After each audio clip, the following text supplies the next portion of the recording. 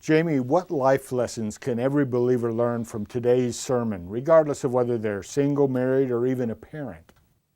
Yeah, I mean, there's just so much in the First Kings passage there with Elijah and the widow of life lessons that we learn. But I guess the thing that just continues to stay with me is that as the church, I mean, as those of us who are tackling the whole issue of single parents, is that we really do need to err on the side of grace. That I think that's the whole point of the passage, that Elijah, who was a prophet and certainly could have erred on the side of judgment and discernment and truth and all the other things that the scriptures do talk about, decided to show tremendous grace to this already beat up by culture woman and beat up by life woman. And so that just screams to me in this story here that grace is the name of the game and how God wants us to respond.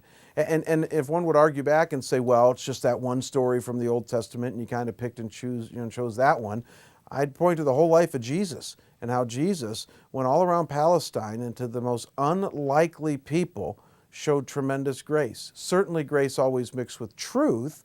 Jesus always got around to the truth, but he always led with the foot of grace. So whether it was the woman caught in the well, woman caught in adultery, or the woman at the well, or Zacchaeus up a tree, or Matthew the tax collector, I mean, you can look at all the stories. Jesus just showed tremendous grace. In fact, the only people arguably he didn't show grace to were church leaders.